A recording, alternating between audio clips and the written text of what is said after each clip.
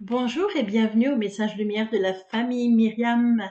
Nous sommes dans le temps ordinaire depuis quelques jours déjà et à travers la liturgie d'aujourd'hui, il y a un appel vibrant de Dieu. Dieu nous appelle, il nous parle à travers l'Ancien Testament et le Nouveau Testament. On voit que c'est toujours le même désir qui jaillit du cœur de Dieu, le même besoin intense. Et quel est ce besoin? Eh bien, les premiers mots de la première lecture nous le disent. Mon fils, mon fils. Dieu nous appelle mon fils. Alors, quel est ce besoin vibrant de Dieu? C'est d'avoir des fils et des filles, d'avoir une relation d'amour avec des fils et des filles. Et Jésus va venir nous montrer comment vivre en fils et en fille bien-aimés. Alors, il y a des mots anciens, puis il y a des mots nouveaux. Dans les mots anciens, on dit, mon fils, si tu viens te mettre au service du Seigneur, prépare-toi à subir l'épreuve parce que ça ne sera pas forcément facile. Tu vas vivre ce que vivent tous les hommes à travers la vie quotidienne. Tu vas avoir des épreuves, des maladies, des difficultés, mais tiens bon. Qu'est-ce qui caractérise un fils?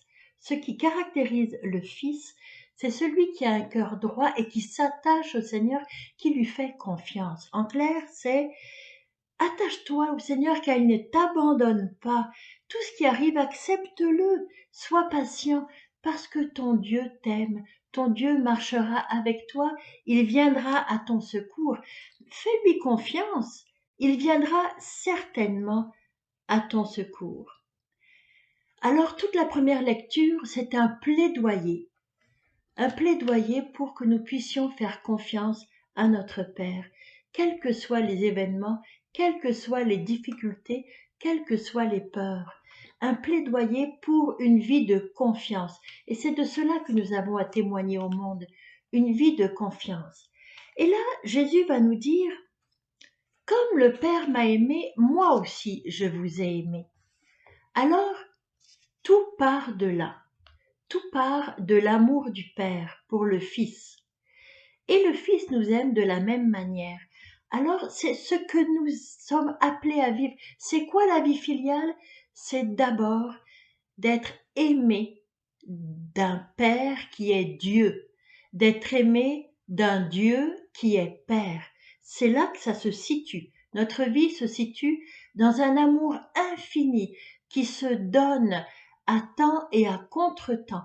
Un amour qui peut vaincre toutes sortes de difficultés.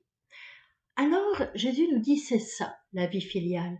C'est d'abord accueillir l'amour du Père. Ensuite, comment le faire?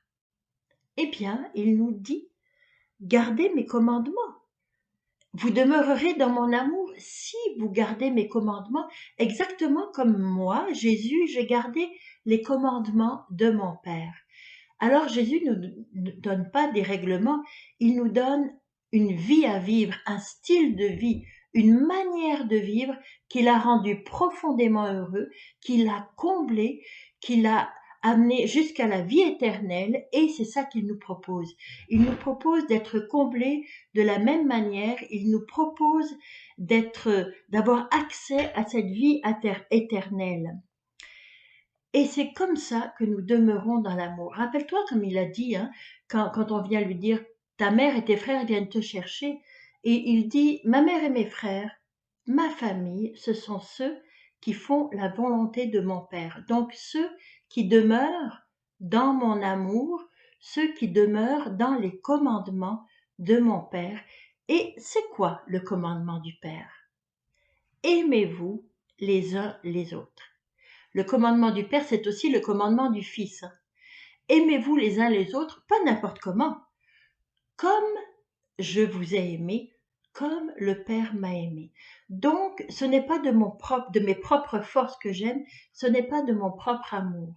Il faut que je sois installée dans l'amour du Père. Il faut que je le reçoive tout le temps, jour et nuit, vieux ou jeune, malade ou en santé. Je dois recevoir l'amour du Père pour que cet amour, je puisse le donner. C'est cet amour qui me remplit le cœur et c'est cet amour qui déborde de mon cœur pour être donné.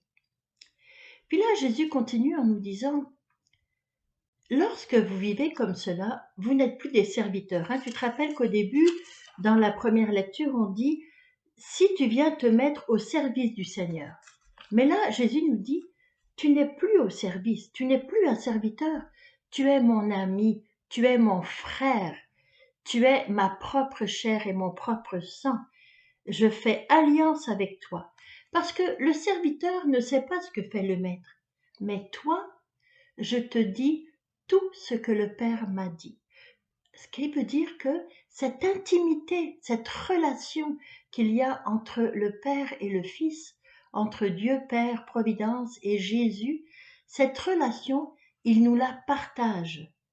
C'est même pas qu'il nous dit débrouille-toi pour la vivre, non, il dit ce que j'ai, ce qui fait ma relation, mon identité de fils, je te le donne. Il va le donner à travers les sacrements, il va le donner à travers la parole, il va le donner à travers l'Esprit Saint, mais il nous le donne. La seule chose que je vous commande, c'est de vous aimer, parce que c'est en vous aimant que vous demeurez dans l'amour. Et vous demeurez dans mon amour lorsque vous faites la volonté de mon Père, lorsque vous vous aimez. Je trouve ça magnifique, c'est très très très très beau. Alors ça c'était le comment vivre, demeurer. Le quoi c'était l'amour, recevoir l'amour du Père et le donner. Comment le vivre en nous aimant les uns les autres. Celui qui n'aime pas son frère n'aime pas Dieu.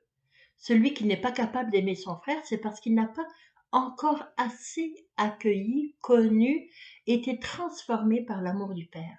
Mais rien n'est coulé dans le béton. Ce qu'on n'a pas réussi encore à faire, il suffit de dire Père, j'en ai besoin. Jésus nous dit, si vous restez dans mon amour, alors vous porterez un fruit qui demeure. Puis d'abord, il faut que vous sachiez une chose, c'est pas vous qui m'avez choisi, c'est moi Dieu, qui vous ai appelé à la vie, qui vous ai choisi, c'est moi qui t'ai choisi comme tu es. Je suis Dieu et je t'ai voulu comme tu es. Et si tu as des limites, tu as des péchés, tu as des pauvretés, c'est pas grave. Parce que moi, je suis Dieu et je te donne. Je ne t'ai pas choisi parce que tu étais capable. Je t'ai choisi pour te rendre capable. Pour te rendre capable de réaliser pleinement le potentiel d'amour que j'ai mis en toi. Et ça, c'est la grande merveille, le grand cadeau que Dieu nous fait, c'est cette capacité à aimer qu'il a déposée en nous et qu'il rend effective. Il la rend opérationnelle, il est capable de la mettre en œuvre, de nous le faire pratiquer. Ça, c'est tellement beau, là, je trouve que c'est rempli d'amour. Et notre fruit doit demeurer parce que nous demeurons dans l'amour. Notre fruit ne demeure pas parce que nous, on est extraordinaire. C'est parce que quand on est établi dans l'amour de Dieu qui est éternel, alors notre fruit d'amour va aussi être éternel. Puis là, Jésus nous dit quelque chose d'extraordinaire. Alors tout ce que vous demanderez au Père, en mon nom, donc en mon nom, ça veut dire si vous demeurez en moi, tout ce que vous demanderez au Père, vous l'aurez. Parce que vous ne pourrez pas vous tromper. Parce que vous le demanderez dans l'amour et pour l'amour, à cause de l'amour. Vous serez solidement établi dans l'amour. Alors après, comme dit saint Augustin, aime et fais ce que tu veux. Laisse l'amour du Père diriger ta vie. Tu pourras tout lui demander. Le Père va se faire un plaisir. Ça va le rendre heureux de t'exaucer. Sais-tu qu'aujourd'hui aussi nous fêtons Sainte Marguerite Bourgeoys. Marguerite Bourgeoys, elle a accueilli cet amour pleinement et cet amour l'a tellement fait vivre, ça l'a poussée à partir de France pour aller au Canada au XVIIe siècle, pour aller témoigner de cet amour qui avait envahi sa vie en Canada, en Nouvelle-France. Et elle a tracé son propre chemin d'amour, comme toi aussi. Tu es appelé au XXIe siècle à tracer ton propre chemin d'amour. Peut-être que tu n'iras pas fonder sur Mars, peut-être que tu vas juste rester dans là où tu es en ce moment, mais c'est un sentier d'amour, de sainteté que Dieu t'appelle à vivre, de vie filiale tout simplement. Alors, qu'est-ce que tu dirais si on remettait au Seigneur tout ce qui en nous, on peut voir que ça fait obstacle à la confiance, à la vie filiale, à cette capacité d'aimer? Qu'est-ce que tu dirais de t'arrêter un petit moment dans la journée, puis de regarder, ah, j'ai cette attitude, je réagis avec trop de peur, je m'angoisse, je m'inquiète, ou bien non, j'ai la critique trop facile, ou bien, bon, peu importe. Mais on a tous des obstacles qui font barrière entre ce qu'on désire vivre et puis cet abandon rempli de confiance au Père. Alors prends le temps un petit peu de l'identifier, puis remets-le tout simplement au Seigneur, puis lui va s'en occuper. Je te souhaite de passer une très bonne journée. Au revoir et à demain.